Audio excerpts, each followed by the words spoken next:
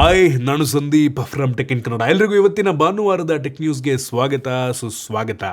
ಬನ್ನಿ ಡೈರೆಕ್ಟಾಗಿ ಇವತ್ತಿನ ಟೆಕ್ ನ್ಯೂಸನ್ನು ಶುರು ಮಾಡೋಣ. ಇವತ್ತಿನ ಮೊದಲ ಟೆಕ್ ನ್ಯೂಸ್ ಬಂದ್ಬಿಟ್ಟು, ಫೈನಲಿ ನಮ್ಮ ಭಾರತ ಸರ್ಕಾರದವರು UPI ಟ್ರಾನ್ಸಾಕ್ಷನ್ ಮೇಲೆ ಚಾರ್ಜಸ್ಸನ್ನು ಮಾಡೋದಕ್ಕೆ ಒಂದು ಹೊಸ ಅಮೆಂಡ್ಮೆಂಟನ್ನು ಪ್ರಪೋಸ್ ಮಾಡ್ತಾ ಇದ್ದಾರೆ. ಇದು ಬಂತು ಅಂತ ಅಂದರೆ $2,000 ಮೇಲಿನ ಎಲ್ಲ ಮರ್ಚೆಂಟ್ ಟ್ರಾನ್ಸಾಕ್ಷನ್ ಮೇಲೆ UPI ಚಾರ್ಜಸ್ಸನ್ನು ಆಗ್ತಾರೆ. ಈ ಸಲ ಸ್ವಲ್ಪ ಡೀಟೇಲಾಗಿ ಎಕ್ಸ್ಪ್ಲೇನ್ ಮಾಡಿದ್ದಾರೆ, ಆಯಿತಾ. ನೀವು ನಾರ್ಮಲ್ ಜನಗಳಿಗೆ ಈ ಒಂದು UPI ಚಾರ್ಜಸ್ ಆಗೋದಿಲ್ಲ. ಬಿಸ್ನೆಸ್ ಯಾರಾದರೂ ನಡೆಸ್ತಾ ಇದ್ದರೆ ಆ ಮರ್ಚೆಂಟ್ಗಳು $2,000 ಮೇಲಿನ ಅಮೌಂಟನ್ನು ಅವ್ರ ಅಕೌಂಟಿಗೆ ರಿಸೀವ್ ಮಾಡಿಕೊಂಡ್ರೆ UPI ಮುಖಾಂತರ, ಈ ಮರ್ಚೆಂಟು $2,000 5ರಿಂದ $10 ಅಂದರೆ 0.25%ಇಂದ 0.5% UPI ಟ್ರಾನ್ಸಾಕ್ಷನ್ ಚಾರ್ಜಸ್ಸನ್ನು ಬ್ಯಾಂಕ್ಗಳಿಗೆ, ಗೌರ್ಮೆಂಟಿಗೆ ಕೊಡಬೇಕಾಗತ್ತೆ, ಆಯಿತಾ. ಸೊ ಇದು ನಮ್ಮಂಥ ನಾರ್ಮಲ್ ಕಸ್ಟಮರ್ಗಳಿಗೆ ಅಪ್ಲೈ ಆಗೋದಿಲ್ಲ. ನಾವು $2,000 ಪೇ ಮಾಡ್ತೀವಿ, ನಾವು ಆ ಒಂದು UPI ಟ್ರಾನ್ಸಾಕ್ಷನಿಗೆ ಚಾರ್ಜಸನ್ನು ಪೇ ಮಾಡೋ ಅವಶ್ಯಕತೆ ಇಲ್ಲ. ಆ ಮರ್ಚೆಂಟ್ ಪೇ ಮಾಡ್ತಾರೆ. ಬಟ್ ಆ ಮರ್ಚೆಂಟ್ಗೆ ಹಂಗೆ ಬಂದ್ಬಿಡುತ್ತಾ, ಅವ್ರೇನು ಮಾಡ್ತಾರೆ, ನೆಕ್ಸ್ಟು ಅವರು ಸೇಲ್ ಮಾಡುವಂಥ ಪ್ರಾಡಕ್ಟ್ ಬೆಲೆಯನ್ನು ಸ್ವಲ್ಪ ಜಾಸ್ತಿ ಮಾಡ್ತಾರೆ. ಆಬ್ವಿಯಸ್ಲಿ ನಮ್ಮ ಮೇಲೆ ಬರೆ ಹಾಕ್ತಾರೆ.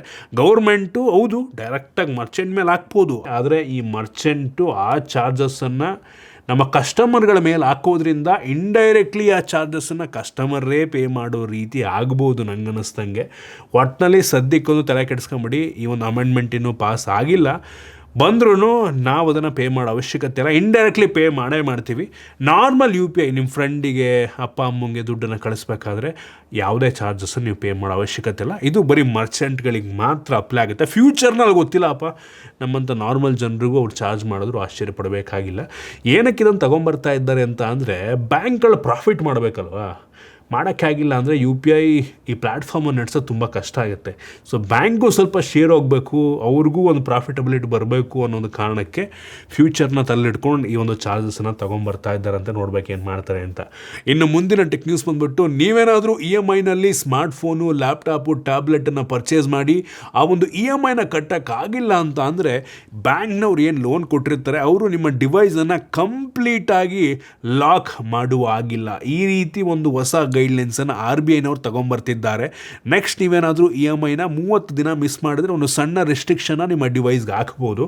60 ದಿನ ಆದರೂ ಲೋನ್ನ ಕಟ್ಟಿಲ್ಲ ಅಂತ ಅಂದರೆ ನಿಮ್ಮ ಫೋನ್ನ ಕಂಪ್ಲೀಟಾಗಿ ಲಾಕ್ ಏನೋ ಮಾಡ್ತಾರೆ, ನೀವು ಅನ್ಲಾಕ್ ಮಾಡೋದಕ್ಕಾಗೋದಿಲ್ಲ. ಮತ್ತು ಅದರೊಳಗಿರುವಂಥ SMS, ಕಾಲ್ ಹಿಸ್ಟ್ರಿಯನ್ನು ನೋಡೋದಕ್ಕೆ ಆಗೋದಿಲ್ಲ, ಮತ್ತು ಗ್ಯಾಲರಿ ವೀಡಿಯೋಸ್ ನೋಡೋದಕ್ಕಾಗಲ್ಲ, ಫೋಟೋಸ್ ತೆಗೆಯೋದಕ್ಕಾಗಲ್ಲ. ಒಟ್ಟಲ್ಲಿ ಲಾಕ್ ಆಗಿರುತ್ತೆ.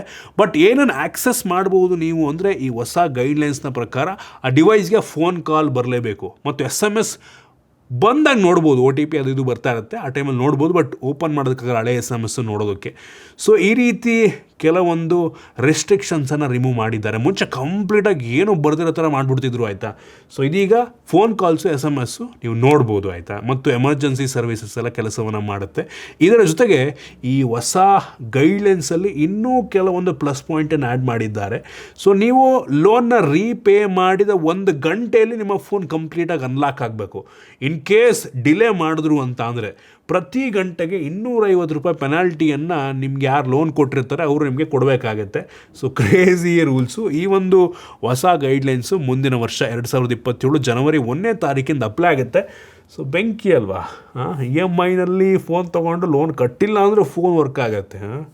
ಕ್ರೇಜಿ ಗುರು, ಯಾರು ಮಿಸ್ಯೂಸ್ ಮಾಡ್ಕೊಂಡಿಲ್ಲ ಅಂದರೆ ಸಾಕು. ಇನ್ನು ಮುಂದಿನ ಟೆಕ್ ನ್ಯೂಸ್ ಬಂದುಬಿಟ್ಟು, GTA 6 extended look, extended trailer ಒಂದನ್ನು ಇದೇ ಆಗಸ್ಟ್ 27ನೇ ತಾರೀಕು ನೆಟ್ಫ್ಲಿಕ್ಸಲ್ಲಿ ತೊಗೊಂಬರ್ತಾ ಇದ್ದಾರೆ. ನಮ್ಮ ದೇಶದ ಟೈಮಿಂಗನ್ನು ನೋಡಿಕೊಂಡ್ರೆ ಆಗಸ್ಟ್ 28 ಆಗುತ್ತೆ. ಆಗಸ್ಟ್ 28 ಮಧ್ಯರಾತ್ರಿ 12:30. ಸೊ ಆ ಒಂದು ಟೈಮಿಂಗನ್ನು ಹಾಕ್ತಾಯಿದ್ದೀನಿ. ಸೊ ಅದಾಗಿ ಸುಮಾರು 6 ಗಂಟೆಗಳ ನಂತರ ಯೂಟ್ಯೂಬ್ನಲ್ಲಿ ಆಗಸ್ಟ್ 28 ಬೆಳಗ್ಗೆ 6:00 ಬರುತ್ತಂತೆ. ಸೊ ಒಂದು ರೀತಿ ಎಕ್ಸ್ಕ್ಲೂಸಿವ್ ಆಗಿ ನೆಟ್ಫ್ಲಿಕ್ಸಲ್ಲಿ ಸ್ವಲ್ಪ ಅರ್ಲಿ ಫುಟೇಜನ್ನು ಲಾಂಚ್ ಮಾಡ್ತಾ ಇದ್ದಾರೆ. ಕ್ರೇಜಿ. ಮೋಸ್ಟ್ಲಿ ನೆಟ್ಫ್ಲಿಕ್ಸ್ ಅವರು ಇದಕ್ಕೆ ಪೇ ಕೂಡ ಮಾಡ್ತಾರೆ ಅಂತ ಕಾಣುತ್ತೆ. ಅಂದರೆ ಯೂಟ್ಯೂಬ್ಗಿಂತ ಮುಂಚೆ ನೆಟ್ಫ್ಲಿಕ್ಸಲ್ಲಿ ಒಂದು 6 ಗಂಟೆ ಮುಂಚೆ, ಅಂದರೆ ಅಷ್ಟೊಂದು ಹೈಪ್ ಇದೆ ಅಲ್ವಾ. ಮೋಸ್ಟ್ಲಿ ರೈಟ್ಸನ್ನು ಈ ನೆಟ್ಫ್ಲಿಕ್ಸವ್ರು ತೊಗೊಂಡಿರಬೇಕೇನೋ. ಇನ್ನು ಮುಂದಿನ ಟೆಕ್ ನ್ಯೂಸ್ ಬಂದ್ಬಿಟ್ಟು, ನಮ್ಮ ಭಾರತ ಸರ್ಕಾರದವರು ಒಂದು ಹೊಸ IT ರೂಲ್ಸನ್ನು ಅಮೆಂಡ್ ಮಾಡೋದಕ್ಕೆ ಯೋಚನೆ ಮಾಡ್ತಾ ಇದ್ದಾರೆ, ಬರಬೇಕು ಆ್ಯಕ್ಚುಲಿ. ಏನಪ್ಪ ಅಂತ ಅಂದರೆ, ಈ ಒಂದು ಅಮೆಂಡ್ಮೆಂಟ್ನ ಪ್ರಕಾರ ನಿಮ್ಮ ಫೇಸನ್ನು ಯೂಸ್ ಮಾಡಿಕೊಂಡು AI ಮುಖಾಂತರ ಮಾರ್ಫ್ ಮಾಡಿರ್ತಾರೆ.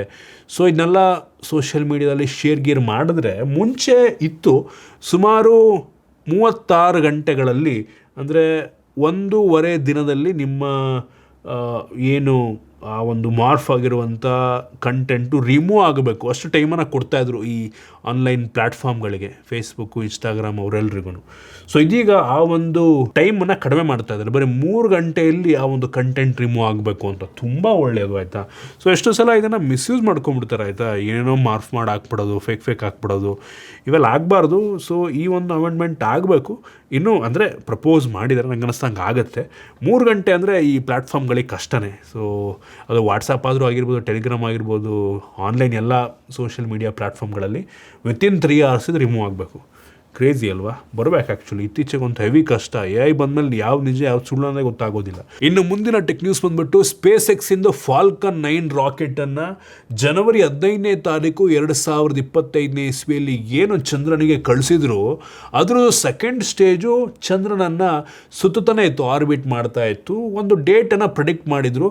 ಸೊ ಆಗಸ್ಟ್ 5, ಈ ತಿಂಗಳು ಆಗಸ್ಟ್ 5ನೇ ತಾರೀಕು ಈ ಒಂದು ಸೆಕೆಂಡ್ ಸ್ಟೇಜು ಚಂದ್ರನ ಮೇಲೆ ಕ್ರ್ಯಾಶ್ ಆಗುತ್ತೆ ಅಂತ. ಅಂದರೆ ಆಬ್ವಿಯಸ್ಲಿ ಸುತ್ತುತ್ತಾ ಕ್ರ್ಯಾಶ್ ಆಗಬೇಕು, ಅದೇ ಪ್ಲ್ಯಾನ್ ಇದ್ದಿದ್ದು.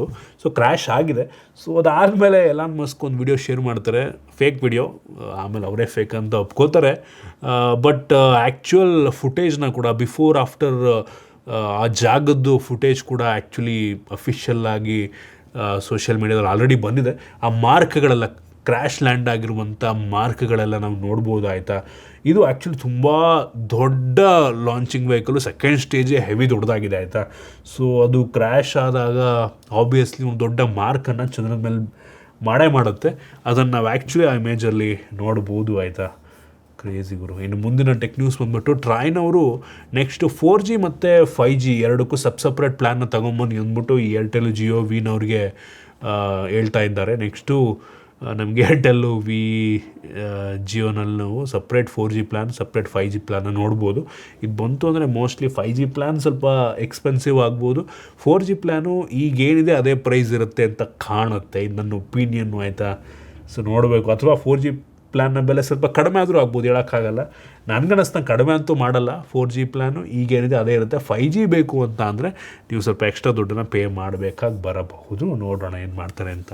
ಇನ್ನು ಮುಂದಿನ ಟೆಕ್ ನ್ಯೂಸ್ ಬಂದ್ಬಿಟ್ಟು, ಶಾಮಿನವರು ಅವ್ರದ್ದು ಸಬ್ ಬ್ರ್ಯಾಂಡ್ ಆಗಿರುವಂಥ ಮಿಜಿಯಾ ಅಂತ ಆಯಿತಾ. ಇದು ಅವ್ರದ್ದು ಹೋಮ್ ಅಪ್ಲೈನ್ಸಸ್ಸಿಂದು ಇನ್ನೊಂದು ಸಬ್ ಬ್ರ್ಯಾಂಡು ಆಯಿತಾ. ಸೊ ಈ ಒಂದು ಮಿಜಿಯಾ ಬ್ರ್ಯಾಂಡಲ್ಲಿ AC, ಪ್ಯೂರಿಫೈಯರು, ಫ್ಯಾನು, ಅದು ಆಮೇಲೆ ಕ್ಲೀನರ್, ಅದು ಇದು ವಾಷಿಂಗ್ ಮಿಷಿನ್, ಇದೆಲ್ಲದನ್ನು ಕೂಡ ತಗೊಂಬರ್ಬೋದು. ನಂಗೆ ಅನ್ನಿಸ್ತಂಗೆ ಗೊತ್ತಿಲ್ಲ ಯಾವ ಎಕ್ಸ್ಟೆಂಟಿಗೆ ನಮ್ಮ ದೇಶಕ್ಕೆ ತಗೊಂಬರ್ತಾರೆ ಅಂತ. ಆ್ಯಕ್ಚುಲಿ ಕೆಲವೊಂದು ಇಂಟ್ರೆಸ್ಟಿಂಗ್ ಪ್ರಾಡಕ್ಟ್ ಎಲ್ಲ ಇದೆ MI ಅವ್ರದ್ದು ಮಿಜಿಯಾ ಬ್ರ್ಯಾಂಡಲ್ಲಿ. ಹೆವಿ ಸಕ್ಸಕ್ಕಾಗಿರುವಂಥ ಪ್ರಾಡಕ್ಟ್ ಎಲ್ಲ ಇದ್ದಾವೆ. ಬರಬೇಕು ಆ್ಯಕ್ಚುಲಿ. ಒಂದು ಹೊಸ ಕಾಂಪಿಟೇಷನ್ನ ಬಿಲ್ಡ್ ಮಾಡ್ದಂಗೆ ಆಗುತ್ತೆ. ಇನ್ನು ಮುಂದಿನ ಟೆಕ್ ನ್ಯೂಸ್ ಬಂದುಬಿಟ್ಟು, ಲೈಟ್ ಫುಟ್ ಅಂತ ಬ್ರ್ಯಾಂಡ್ ಇವರೊಂದು ಹೊಸ ಸ್ಕೂಟ್ರನ್ನು ಲಾಂಚ್ ಮಾಡಿದ್ದಾರೆ. ಈ ಸ್ಕೂಟ್ರ್ ನೋಡೋದಕ್ಕೇ ಒಂಥರ ವಿಚಿತ್ರವಾಗಿದೆ. ಆ ಕಡೆ ಈ ಕಡೆ ಸೋಲಾರ್ ಪ್ಯಾನಲ್ಗಳು ನಮಗೆ ಸಿಗುತ್ತೆ. ಇದರ ಬೆಲೆ ಕೇಳಿ ಶಾಕ್ ಆಗೋಯ್ತು ನನಗೆ. ಹತ್ತತ್ರ 5 ಲಕ್ಷ ರೂಪಾಯಿ ಆಗುತ್ತೆ. ಈ 5 ಲಕ್ಷಕ್ಕೆ ಒಂದು ಹೊಸ ಕಾರೇ ಬಂದ್ಬಿಡುತ್ತೇನಪ್ಪ. ಅದಕ್ಕಿಂತ ಸ್ವಲ್ಪ ಜಾಸ್ತಿ ದುಡ್ಡನ್ನು ಹಾಕಿದ್ರೆ MG ಅವ್ರದ್ದು ಕಾಮೆಟ್, ಒಂದು ಎಲೆಕ್ಟ್ರಿಕ್ ಕಾರೇ ಬಂದ್ಬಿಡುತ್ತೆ ನಂಗೆ ಅನ್ನಿಸ್ದಂಗೆ. ಇದಕ್ಕೆ ಈ ವಿಚಿತ್ರವಾಗಿರುವಂಥ ಬೈಕಿಗೆ ಯಾರಿಗೂ 5 ಲಕ್ಷ ಕೊಡ್ತಾರೆ ದೇವರನೇ ಗೊತ್ತಿಲ್ಲ. ಸೊ ಇದು ನಾರ್ಮಲಿ ಚಾರ್ಜ್ ಮಾಡಿದ್ರೆ 60 ಕಿಲೋಮೀಟ್ರ್ ಕೊಡುತ್ತಂತೆ. ಸೋಲಾರಿಂದ ಎಕ್ಸ್ಟ್ರಾ ಒಂದು 29 ಕಿಲೋಮೀಟ್ರಿಗೆ ಎಕ್ಸ್ಟೆಂಡ್ ಆಗುತ್ತೆ ಅಂತ ಅಂತಾರೆ. ಏನಪ್ಪ ಇಷ್ಟು ದುಡ್ಡು ಕೊಟ್ಟು ಯಾವನೂ ತಗೊಳ್ಳಲ್ಲ, ನಮ್ಮ ದೇಶಕ್ಕಂತೂ ಲಾಂಚ್ ಮಾಡಲ್ಲ ಬಿಡಿ. ಇನ್ನು ಮುಂದಿನ ಟೆಕ್ ನ್ಯೂಸ್ ಬಂದುಬಿಟ್ಟು, ಮೋಟೋರೋಲಾದವರು ಒಂದು ಹೊಸ ರೀತಿಯ ಸ್ಮಾರ್ಟ್ ವಾಚನ್ನು ಪೇಟೆಂಟ್ ಮಾಡಿದ್ದಾರೆ. ಇದು ನಾರ್ಮಲಿ ಸ್ಮಾರ್ಟ್ ವಾಚ್ ಥರ ಇರುತ್ತಂತೆ. ಆಮೇಲೆ ಅದನ್ನು ಸ್ಮಾರ್ಟ್ ಫೋನ್ ರೀತಿ ನೀವು ಕನ್ವರ್ಟ್ ಮಾಡ್ಕೊಬೋದಂತೆ. ಫೋಲ್ಡಬಲ್ ರೀತಿ ಡಿಸೈನ್ ಇರ್ಬೋದು. ನಂಗೆ ಅನ್ನಿಸ್ತಂಗೆ ಇಂಟ್ರೆಸ್ಟಿಂಗ್ ಆಗಿದೆ. ನೋಡ್ಬೇಕು ಈ ಥರ ಒಂದು ಪ್ರಾಡಕ್ಟ್ ಬರುತ್ತಾ ಏನು ಅಂತ. ಇನ್ನು ಮುಂದಿನ ಟೆಕ್ ನ್ಯೂಸ್ ಬಂದುಬಿಟ್ಟು, CXMT ಇದು ಚೈನೀಸ್ ಡಿರ್ಯಾಮನ್ನು ಮ್ಯಾನುಫ್ಯಾಕ್ಚರ್ ಮಾಡುವಂಥ ಕಂಪ್ನಿ. ಡಿರ್ಯಾಮ್ ಅಂದರೆ ರ್ಯಾಮ್ ಮತ್ತು ಸ್ಟೋರೇಜನ್ನು ಮ್ಯಾನುಫ್ಯಾಕ್ಚರ್ ಮಾಡುವಂಥ ಕಂಪ್ನಿ. ನಮ್ಮ ಆಪಲ್ನವರು ಈ CXMT ಹತ್ರ ಹೋಗ್ಬಿಟ್ಟು ಈ SK ಹೈನಿಕ್ಸ್ ಮತ್ತು ಸ್ಯಾಮ್ಸಂಗ್ ಅವರು ನಮಗೆ ಡಿ ರ್ಯಾಮನ್ನು ತುಂಬ ಜಾಸ್ತಿ ದುಡ್ಡು ಹೇಳ್ತಾ ಇದ್ದಾರೆ, ಅವ್ರ ಹತ್ರ ಪರ್ಚೇಸ್ ಮಾಡೋದಕ್ಕೆ ಆಗ್ತಾ ಇಲ್ಲ, ನೀವು ಚೈನೀಸ್ ಕಂಪ್ನಿ ಸ್ವಲ್ಪ ಕಡಿಮೆ ದುಡ್ಡಿಗೆ ಕೊಡಿ ಅಂತ ಕೇಳೋರೆ. ಈ CXMT ನಾವು ತಲೆಗೆ ಹೊಡೆದ್ಬಿಟ್ಟು ಅದೆಲ್ಲ ಆಗಲ್ಲ. ಈ ಸ್ಯಾಮ್ಸಂಗು ಮತ್ತು SK ಹೈನಿಕ್ಸ್ ಅವ್ರು ಏನು ನಿಮಗೆ ಚಾರ್ಜ್ ಮಾಡ್ತಾ ಇದ್ದಾರೆ ರ್ಯಾಮ್ ಮತ್ತು ಸ್ಟೋರೇಜ್ಗೆ, ನಾನು ಅಷ್ಟಿಗೆ ಕೊಡ್ತೀನಿ, ಬೇಕಾದ್ರೆ ತಗೊಳ್ಳಿ, ನಾನು ಬುಟ್ಟಾಕಿ, ನೀವು ತಗೊಳ್ಳಿ, ನಾನು ಮ್ಯಾಟ್ರ್ ಆಗೋಲ್ಲ. ಏನಕ್ಕೆ ಅಂದರೆ ಆಲ್ರೆಡಿ ನಮ್ಮ ದೇಶದ ಕಂಪ್ನಿಗಳು ಅವ್ರದ್ದು ಅಂದರೆ ಚೈನಾದಲ್ಲಿರುವಂಥ ಈ ಶಾಮಿ ಅವರು ಮತ್ತು ಹುವಾವೆನವರು ಆಲ್ರೆಡಿ ಇವ್ರ ಹತ್ರ ಪರ್ಚೇಸ್ ಮಾಡೋಕ್ಕೆ ಶುರು ಮಾಡಿದ್ದಾರಂತೆ. ಸೊ ಅದರಿಂದ ನೀವು ತಗೊಳ್ಳಿ, ನಾನು ಮ್ಯಾಟ್ರ್ ಆಗೋಲ್ಲ, ನಾವು ದುಡ್ಡಂತೂ ಕಡಿಮೆ ಮಾಡೋಕ್ಕಾಗಲ್ಲ ಅಂತ ಹೇಳ್ಬಿಟ್ಟು ತಲೆಗೊಡ್ದು ಕಳಿಸೋರೆ. ಮುಂಚೆ ಆಪಲ್ಲು ಅಂದರೆ ಹೆವಿ ಡಿ ರ್ಯಾಮನ್ನು ಪರ್ಚೇಸ್ ಮಾಡ್ತಾಯಿತ್ತು ಅವ್ರು ಸ್ಮಾರ್ಟ್ಫೋನ್, ಟ್ಯಾಬ್ಲೆಟು, ಲ್ಯಾಪ್ಟಾಪ್ಗಳಿಗೆಲ್ಲ. ಸೊ ಅದರಿಂದ ಇವರು ಪ್ರೈಸನ್ನು ಫಿಕ್ಸ್ ಮಾಡ್ತಿದ್ರಂತೆ ಮುಂಚೆ. ಅಂದರೆ ನೋಡಪ್ಪ, ನಾನು ನಿನ್ನ ಹತ್ರ ತಗೋಬೇಕು ಅಂದರೆ ಆಪಲ್ನವರು ಹಿಂಗೆ ಡಿಮ್ಯಾಂಡ್ ಮಾಡ್ತಿದ್ರಂತೆ ಮುಂಚೆ, ನಾನು ನಿನ್ನ ಹತ್ರ ಇದನ್ನು ತಗೋಬೇಕು ಅಂತ ಅಂದರೆ ನೋಡಪ್ಪ ನಿಂಗೆ ಇಷ್ಟು ರೇಟಿಗೆ ಕೊಡು, ಸ್ವಲ್ಪ ಕಡಿಮೆ ಮಾಡಿಕೊಡು, ತಗೋತೀನಿ ಅಂತ ಮುಂಚೆ ಕೇಳ್ತಿದ್ರಂತೆ. ಈಗೆಲ್ಲ ರಿವರ್ಸ್ ಆಗಿಬಿಟ್ಟಿದೆ. ಆಪಲ್ನವರೇ ತಲೆ ಬಗ್ಗಿಸ್ಕೊಂಡು ಅವರು ಕೊಟ್ಟಿದ್ದ ರೇಟಿಗೆ ತಗೋಬೇಕು ಅನ್ನೋವಂಥ ಪರಿಸ್ಥಿತಿ ಆಗಿಬಿಟ್ಟಿದೆ. ಅದು ಯಾವಾಗ ಇದು ಪ್ರಾಬ್ಲಮ್ ಸಾಲ್ವ್ ಆಗುತ್ತೋ ಗೊತ್ತಿಲ್ಲ. ಇನ್ನು ಮುಂದಿನ ಮತ್ತು ಕೊನೆಯ ಟೆಕ್ ನ್ಯೂಸ್ ಬಂದ್ಬಿಟ್ಟು ರೆಡ್ಮಿನವರು ಫೈನಲಿ ರೆಡ್ಮಿ ನೋಟ್ 17 ಫೋನ್ನ ಲಾಂಚ್ ಮಾಡಿದ್ದಾರೆ. ಬೆಲೆ ಕೇಳಿ ಶಾಕ್ ಆಗೋಯ್ತು ನನಗೆ. ಬೇಸ್ ಮಾಡಲ್ಲು 6GB 128GB ವೇರಿಯಂಟಿಗೆ 27,000 ರೂಪಾಯಿ. 27,000. ಒಂದು ಟೈಮಲ್ಲಿ ರೆಡ್ಮಿ ನೋಟ್ 10, 11 ಎಲ್ಲ ಬೇಸ್ ಅಂದರೆ ಅವೆಲ್ಲ ಎಂಟ್ರಿ ಲೆವೆಲ್ ಆಯಿತಾ, ಬೇಸ್ ಮಾಡೆಲ್ ಎಲ್ಲ 10,000, 11,000 ರೂಪಾಯಿಗೆ ಲಾಂಚ್ ಆಗ್ತಾ ಇದ್ದಂಥ ಸ್ಮಾರ್ಟ್ಫೋನು ಈಗ ಅದೇ ಲೆವೆಲಲ್ಲಿರುವಂಥ ಸ್ಮಾರ್ಟ್ಫೋನು 25, 26, 27,000. ಇದರಲ್ಲಿ ಸ್ನ್ಯಾಪ್ಡ್ರ್ಯಾಗನ್ 4 Gen 4 ಪ್ರೋಸೆಸರ್ ಇದೆ, ಎಂಟ್ರಿ ಲೆವೆಲ್ 5G ಪ್ರೋಸೆಸರು. ಫೀಚರ್ಸ್ ಎಲ್ಲ ಅಮೋಲೆಡ್ ಡಿಸ್ಪ್ಲೇ ಇದೆ, 120 Hz ರಿಫ್ರೆಶ್ ರೇಟು, ಇದೆಲ್ಲ ಆಗಲೂ ಇರ್ತಾಯಿತ್ತು, ಏನು ಡಿಫ್ರೆನ್ಸ್ ಇಲ್ಲ. ಪ್ರೈಸ್ ಮಾತ್ರ ಜಾಸ್ತಿ ಆಗಿದೆ ಅಷ್ಟೇ. ಇದಿಷ್ಟು ಇವತ್ತಿನ ಟೆಕ್ ನ್ಯೂಸ್. ಐ ಹೋಪ್ ನಿಮಗೆ ಈ ಟೆಕ್ ನ್ಯೂಸಲ್ಲಿ ಕೆಲವೊಂದು ಹೊಸ ವಿಷಯ ತಿಳೋಕ್ಕೆ ಸಿಗಿದೆ ಅಂತ ಅನ್ಕೋತೀನಿ. ಇಷ್ಟ ಆಗಿದ್ರೆ ಲೈಕ್ ಮಾಡಿ, ಶೇರ್ ಮಾಡಿ. ಇದೇ ರೀತಿ ನಮ್ಮ ಬೇರೆ ಬೇರೆ ವಿಡಿಯೋಗಳಿಗೆ ನಮ್ಮ tech in Kannada YouTube channel subscribe ಮಾಡ್ಕೊಂಡಿಲ್ಲ ಅಂದರೆ ಈಗಲೇ ಸಬ್ಸ್ಕ್ರೈಬ್ ಮಾಡ್ಕೊಳ್ಳಿ ಮತ್ತು ಬೆಲ್ ಐಕನ್ ಕೂಡ ಕ್ಲಿಕ್ ಮಾಡ್ಬೋದು. ಸಿಗೋಣ ಮತ್ತೆ ಮುಂದಿನ ವಿಡಿಯೋದಲ್ಲಿ.